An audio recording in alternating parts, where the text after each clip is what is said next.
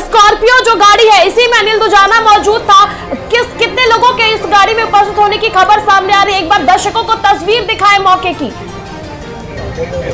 शोएब, बिल्कुल इस समय मौके पर हैं, आप देख सकते हैं वही जगह है जहां पर अनिल दुजाना से जो है एसटीएफ की जो हुई थी, ये आप देख सकते हैं सामने पिस्टल पड़ा है और उसके साथ एक स्कॉर्पियो गाड़ी थी। बताया जा रहा है कि अनिल दुजाना जो था इसी रास्ते से जो है यूपी की सीमा से बाहर जाना चाहता था। एसटीएफ की 7 यूनिटें इसको जो है लगातार वॉच कर रही थी। जैसे ही सूचना मिलती है कि अनिल दुजाना मेरे की तरफ आता है तो वो एसटीएफ ने इसकी घेराबंदी करी और उसके बाद जो है एसटीएफ की और इसकी दोनों तरफ से गोलीबारी हुई, कई राउंड फायरिंग चली है। जो स्कॉर्पियो कार का पिछला दरवाजा है, गोलियों के निशान है, जो पिस्टल यहाँ पड़ी है। बताया जा रहा है अनिल दुजाना के कुछ और साथी भी थे जो स्कॉर्पियो में मौजूद थे। अनिल दुजाना के समय मरने की जो है वो पूरी तरह से बताया जा रहा है कि मुठभेड़ में अनिल दुजाना ढेर हो गया है, लेकिन उसके भी और कितने साथी साथ में थे और कितने लोग थे, इस सब बारे में एसटीएफ को कहना है थोड़ी देर में बताया जाएगा।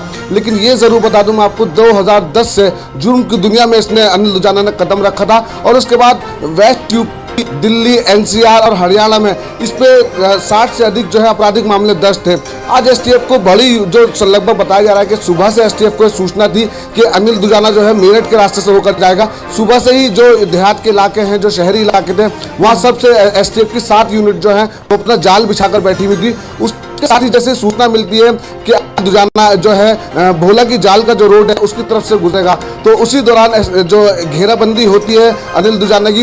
एक गांव था, एक जो खेत है, उस कच्चे में जाकर उसकी गाड़ी अटक जाती है। दोनों तरफ से गोलीबारी फायरिंग होती है, जिसमें बताया जा रहा है अनिल दुजाना की गोली लगने से मुठभेड़ में हो चुकी है।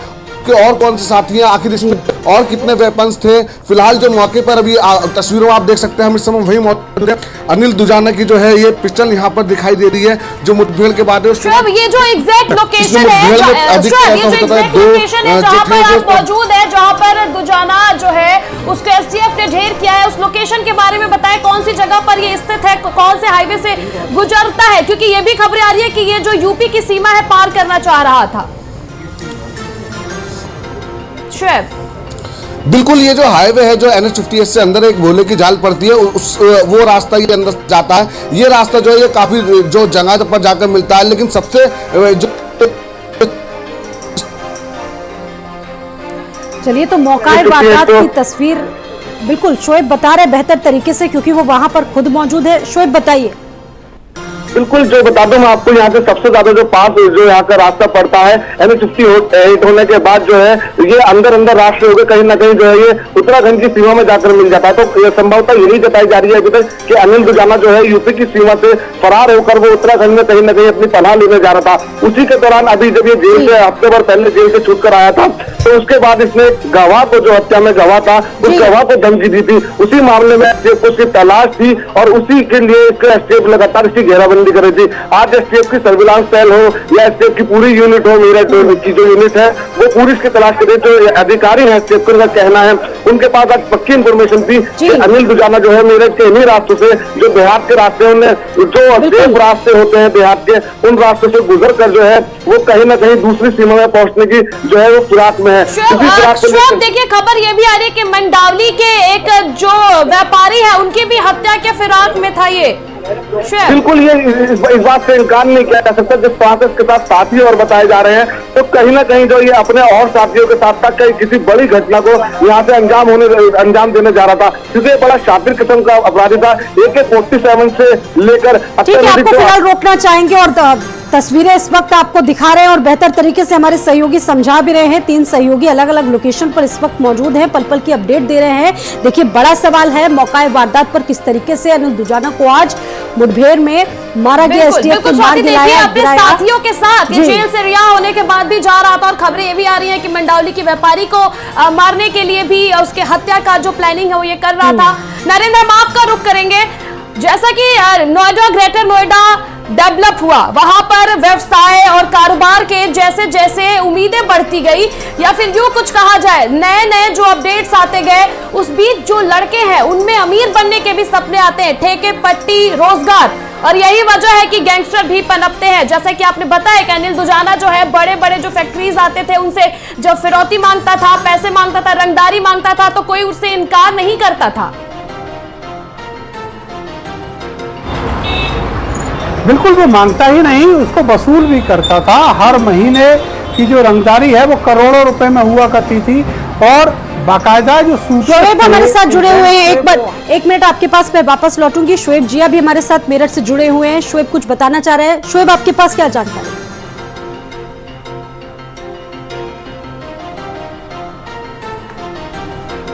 जाता उसको लेकर यहाँ पे कॉम्बिंग चली गई थी। आप देख सकते हैं फ्रेम में पूरी तरह से जो घटना स्थल है यहाँ पे पुलिस ने चारों तरफ जो है स्पॉट को घेर रखा है इसको, और जो कार है इसके अंदर जो अभी जो गोलियों के 7 निशान दिखाई दे रहे हैं, तो कहीं ना कहीं जो अनिल दुजाना है उसका आतंक के प्रयास का अंत जो हो चुका है। लेकिन उसके बाद भी जो एसटीएफ है उसका कहना है जो इसके और साथी थे, आखिर कौन कौन इसके साथ थे और आखिर किस बड़ी घटना को अंजाम देने जा रहा था, उस सब के बारे में इसकी अभी जानकारी जुटाई जाएगी। क्योंकि फिलहाल पुलिस ने इसको मौके से अस्पताल के लिए लेकर भेजा था, लेकिन ये जरूर कहना है कि कहीं ना कहीं मुठभेड़ में पूरी तरह जो इसको ढेर हो चुका है। अगर इसको यहाँ पर अभी ढेर ना किया जाता तो शायद ये किसी और राज्य में शरण लेता और वहां पर आपराधिक गतिविधियों को अंजाम देता। बिल्कुल जो रास्ता मेरठ का इन्होंने चुना था फरार होने के लिए, यहाँ से भाग करने के लिए, वो हाईवे से अंदर बिल्कुल एक गांव में से निकलते हैं। यहाँ बहुत छोटे छोटे जो रास्ते हैं वो रास्ते हैं, तो जाहिर सी बात है इन छोटे रास्ते से ये वाकिफ था और इन छोटे रास्ते से ये यूपी की सीमा से बाहर निकलना चाहता था। और उस सीमा से बाहर निकलने के बाद कहीं ना कहीं जो यूपी छोड़ना चाहता था, कह सकते हैं कि मुख्यमंत्री योगी आदित्यनाथ ने जिस तरह से माफियाओं को मिट्टी में मिलाने का जो वो लिया है, उसी के तहत जो अपराधी यूपी से छोड़ने लेकिन यूपी से बाहर जाने के बाद जो है ये किसी बड़ी घटना को अंजाम देते कहा जा रहा है। हाल ही में इसने एक जो गवाह था उसको हत्या की धमकी दी थी, उससे रंगदारी मांगी गई थी और उसके बाद जो है ये लगातार जो है यहाँ पर जो वॉच कर रहा था और उसी के चलते इससे मुठभेड़ हुई है। मुठभेड़ में ये ढेर तो हो गया है, लेकिन कहीं ना कहीं अभी बड़े सवाल जो एसटीएफ की यूनिट के लिए हैं कि बड़े सवाल अभी बने हुए हैं कि आखिर ये किसकी और कौन सी बड़ी प्लानिंग कर रहा था जो इसके पास मुठभेड़ हुई है। उस दौरान इसके पास से हथियार बरामद हुए हैं, बाकायदा ऑटोमेटिक एक बड़ी जो पिस्टल है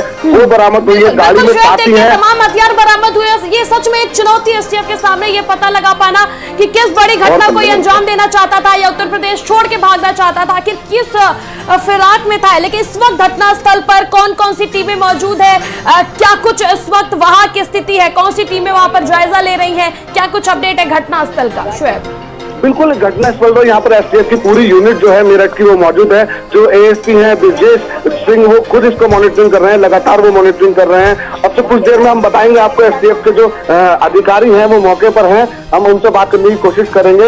ये जो एसटीएफ की यूनिट के जो यहाँ पर एएसपी ब्रजेश जी वो खुद मौजूद है, हम बात करने की कोशिश करेंगे। सर थोड़ा सा बताएंगे क्या आज पूरा घटनाक्रम क्या रहा? सर क्या रहा थोड़ा घटनाक्रम? सर थोड़ा बताएंगे? एक सेकंड मैं कॉल कर लूँ तो आप। हाँ बिल्कुल, देखिए कैमरे के सामने अधिकारी इस समय पूरे जो मुठभेड़ है उसको बताने को तैयार नहीं है। कहीं ना कहीं जो आला अधिकारी है वही इसकी जो ब्रीफिंग करेंगे, जो एसटीएफ के उच्च अधिकारी है वो अधिकारी कैमरे के सामने कुछ भी कहने से इनकार कर रहे हैं। इसके पहले आपने सुना होगा भारत समाचार पर जो एडीजी एसटीएफ अमिताभ यश उन्होंने भी अभी कुछ कहने से इनकार कर दिया शोएब, लेकिन फिलहाल इस वक्त घटनास्थल पर मौजूद है। ये वही स्कॉर्पियो कार है जिसमें अनिल दुजाना सवार था अपने साथियों के साथ, और या फिर वो किसी बड़ी घटना को अंजाम देने के फिराक में था या फिर उत्तर प्रदेश छोड़ के भागने के फिराक में था। क्योंकि जिस प्रकार से उत्तर प्रदेश में मुख्यमंत्री योगी आदित्यनाथ की नीति है कि जो माफिया है या तो उत्तर प्रदेश के जेल में होंगे या तो उत्तर प्रदेश छोड़ करके भाग जाएंगे। शोएब एक मिनट, बिल्कुल ये इस बात से कहीं भी इंकार नहीं किया जा सकता कि अनिल दुजाना जो है किसी बड़ी घटना को अंजाम देने के लिए या उत्तर प्रदेश की सीमा से बाहर जाने के लिए आज फिराक में था। क्योंकि रास्ते ही उसने वो चुने थे जहां पर पुलिस आसानी से ना पहुंच पाए, जहां पे पुलिस की गश्ती नहीं रहती है, क्योंकि हाईवे रहते हैं यहाँ सारे जो है सीसीटीवी से लैस होते हैं ये हाईवे, और ये जो इलाके हैं देहात के अंदर के, तो यहाँ पे पुलिस की गश्ती भी कम रहती है और ये फरार होने के लिए, सीमाएं पार करने के लिए बहुत आसान रास्ता होता है। तो कहीं ना कहीं जो घटना स्थल है जो देख सकते हैं आप, ये सतवाई के लिए यहाँ से भोले की जाल से रास्ता जाता है, तो वो रास्ता साफ तरह से देखा जा सकता है कि किस तरह से ये रास्ते चुने गए थे। एसटीएफ का कहना है कि जो जिस समय उसकी घेराबंदी करी गई तो वो यहाँ से उसने फरार होने की कोशिश की, लेकिन जो कच्चा रास्ता था खेत का उसमें उसकी गाड़ी उतर गई। उस गाड़ी उतरने के बाद जो है दोनों तरफ से फायरिंग हुई है। लेकिन अब एसटीएफ के लिए काफी सारे सवाल है। अनिल दुजाना छोड़ के गया कि आखिर वो एक सवाल ये भी है कि इसके पूरे नेटवर्क को कहां से ऑपरेट होता था, इसका पूरा नेटवर्क कौन इसको टैकल करता था, इन तमाम चीजों को भी उसके सवाल भी आने बाकी हैं, इस पर भी सबकी नजर बनी रहेगी। फिलहाल ये तस्वीरें आपको लगातार दिखा रहे, अपने दर्शकों को दिखा रहे, वही स्कॉर्पियो है जिस पर अनिल दुजाना सवार था। हमारे सहयोगी लगातार जानकारी दे रहे हैं, अपडेट दे रहे हैं। शुएब बता रहे हैं मौकाए वारदात पर इस वक्त वो मौजूद हैं। शुएब, और कौन कौन सी टीमें इस वक्त वहां पर मौजूद है और किस तरह की एक्टिविटीज इस वक्त आप अपनी आंखों से देख पा रहे हैं? बिल्कुल, मैं बता दूं आपको, यहाँ पर जो है अब एसटीएफ के अलावा जो यहाँ पर जो थाना पुलिस है, जो मेरठ पुलिस है, वो मौजूद है। जो मौका है उसका मुआयना किया जा रहा है कि ये जो एनकाउंटर है वो किस तरह से हुआ था। लेकिन बता दूं, जो पूरा जो स्पॉट है, अभी तक एनकाउंटर्स में देखा जाता था कि स्पॉट बनते थे, लेकिन ये बड़ा एनकाउंटर है तो बड़े कहीं ना कहीं इसमें 2 स्पॉट बनाए गए हैं। और मैं आपको एक जानकारी और दे दूं कि हथियार एक ही नहीं है, अभी तक एक दूसरी पिस्टल भी सामने आई है, जो 2 पिस्टलें मौके पर बनी है। बाकी जो स्कॉर्पियो है अभी उसकी भी तलाशी ली जानी बाकी है कि आखिर जो अनिल दुजाना है उस पर बड़े हथियार AK-47 से लेकर जो विदेशी हथियार थे वो उसके पास मौजूद रहते थे। कहीं जो किसी बड़ी घटना को अंजाम देने जा रहा था। जो ये स्कॉर्पियो गाड़ी है इसके अंदर असलों की कोई बड़ी खेप तो नहीं है। इस सबकी अभी जो जांच की जाएगी, ये पूरी जांच है, क्योंकि एसटीएफ ने फिलहाल उसको मुठभेड़ के बाद यहाँ से अस्पताल भेजा था, उसकी मौत हो गई थी, पोस्टमार्टम हो रहा है। लेकिन जो फॉरेंसिक की टीम है वो मौके पर पहुंचेगी। मौके पहुंचने के बाद जो गाड़ी है, असली जो असल राज है वो गाड़ी खुलने के बाद पता लगेंगे कि इस स्कॉर्पियो गाड़ी के अंदर आखिर और कितने हथियार हैं और क्या क्या इसके अंदर मौजूद है। फिलहाल अनिल दुजाना जो है उसकी मुठभेड़ होने के बाद यहाँ भेज दिया गया और जो घटनास्थल की तस्वीरें हैं वो बिल्कुल साफ बयान कर रही है। आप देख सकते हैं कि जो कारतूस हैं, मैं आपको गिनकर बताना चाहूंगा, कारतूस 1 2 3 4 5 6 7 8 9 10, ठीक है, और एक पिस्टल, यानी कि 10 कारतूस जो खोखे हैं पिस्टल के वो यहाँ पर पड़े हुए हैं। एक पिस्टल यहाँ पर पड़ी है, एक पिस्टल स्कॉर्पियो के दूसरी तरफ पड़ी है। तो यहाँ के यहाँ पर ताबड़तोड़ फायरिंग हुई है। अनिल दुजाना ने भी पुलिस पार्टी के ऊपर, एसटीएफ के ऊपर जो है वो बेहिसाब फायरिंग की है और उसी फायरिंग का नतीजा ये रहा, पुलिस की जवाबी फायरिंग के अंदर अनिल दुजाना जो है ढेर हो गया। लेकिन ये जरूर है कि आज एसटीएफ का स्थापना दिवस है और उसी स्थापना दिवस के अवसर पर एसटीएफ को एक बड़ी कामयाबी मिली है। देखिए, ये बड़ी कामयाबी एसटीएफ के लिए है, क्योंकि जिस प्रकार से लिस्ट जारी करके अब माफियाओं को मिट्टी में मिलाने का काम जारी है। विधानसभा में जिस प्रकार से मुख्यमंत्री योगी आदित्यनाथ ने कहा था कि माफियाओं को मिट्टी में मिला दिया जाएगा, कहीं ना कहीं अब वो प्रक्रिया जो है वो लगातार उत्तर प्रदेश में जारी है।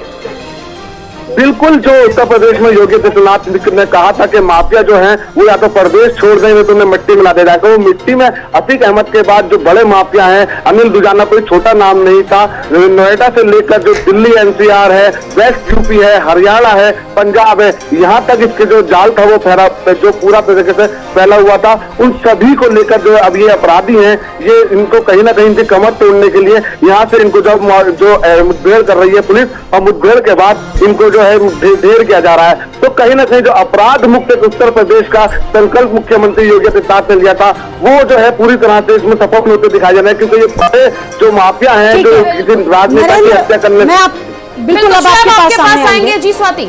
बिल्कुल नरेंद्र आपके पास जाएंगे और आप ये बताइए कि अब पूरी जो प्लानिंग थी, जिस तरीके से पूरा इनपुट मिला था, उसके बारे में और क्या अपडेट अब तक आपके पास नरेंद्र आ पाई? और नरेंद्र, एक बार हिस्ट्री भी जरूर बताएं, इस गैंगस्टर जो अनिल दुजाना है इसकी हिस्ट्री भी एक बार आप जरूर बताएं दर्शकों को।